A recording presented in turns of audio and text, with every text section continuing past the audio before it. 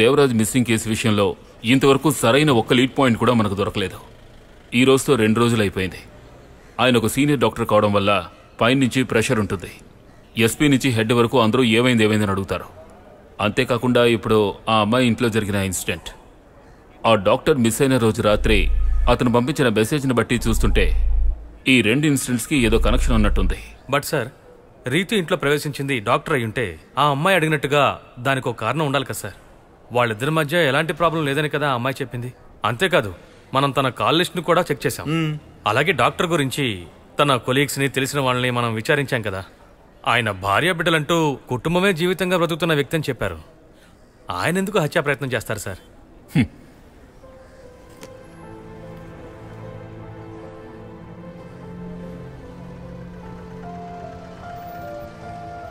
ఇతను ఎవరో మీకు తెలుసా?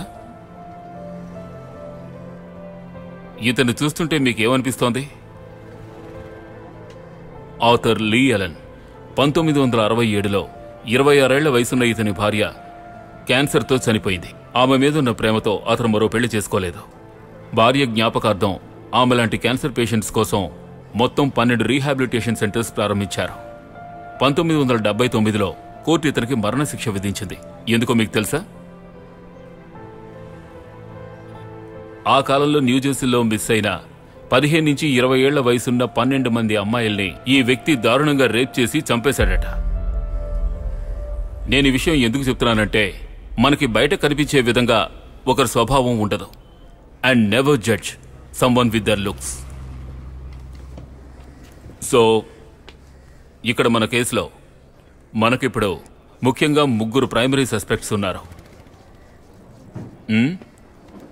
ఒకరు రితు ప్రొఫెసర్, ఇప్పుడు మిస్ అయిన doctor Devaraj.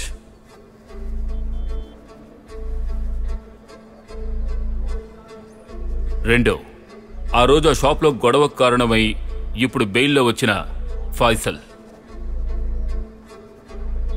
3, Ritu boy friend and fiancée అయినటువంటి సంజయ్.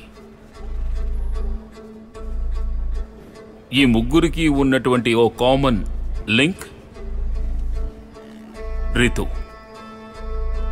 సార్, ఫైజల్ని దేవరాజ్ని మనం అనుమానించవచ్చు. దానికి కావాల్సిన రీజన్స్ మన దగ్గర ఉన్నాయి. కానీ ఆ అమ్మాయితో పెళ్లి ఫిక్స్ అయిన సంజయ్ అతను వాళ్ళని కిడ్నాప్ చేయడం, హత్య చేయాల్సిన అవసరం లేదు కదా సార్. తన అమ్మాయిని లవ్ చేస్తున్నాడు కాబట్టి రేప్ చేయాల్సిన అవసరం లేదు సార్. దాని గురించి మనం ఆలోచించక్కర్లేదు సార్. సార్, ఆ అమ్మాయి చెప్పింది ఏంటంటే తన మీద అటాక్ చేసిన వ్యక్తి కొంచెం లావుగా ఉన్నాడని చెప్పింది.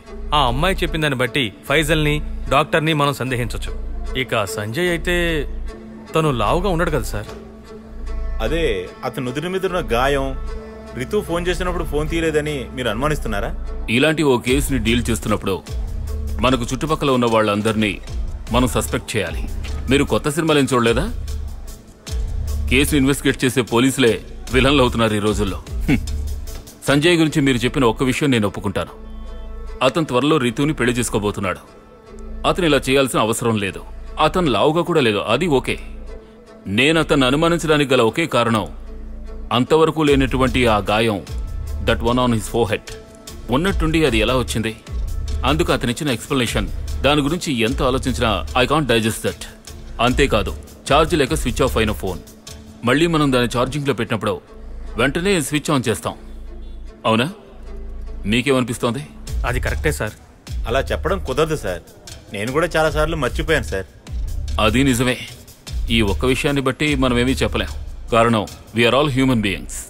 ఎప్పుడైనా సరే మరుపు, ప్రమాదాలు జరగచ్చు. చాలా కన్ఫ్యూజన్గా ఉంది సార్. దీని వెనక ఉన్నది ఎవరో కనిపెట్టడానికి మనకిప్పుడు 2 దారులున్నాయి. క్రైమ్ సీన్లో మనకు దొరికినటువంటి బ్లడ్ స్టెయిన్ గ్రూప్ మన సస్పెక్ట్స్లోని ఎవరి బ్లడ్తోనైనా మ్యాచ్ అయితే మనం వెతుకుతున్న క్రిమినల్ అతనే.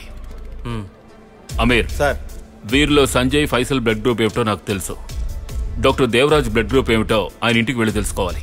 And make sure you know it with trust worthy source. Okay sir.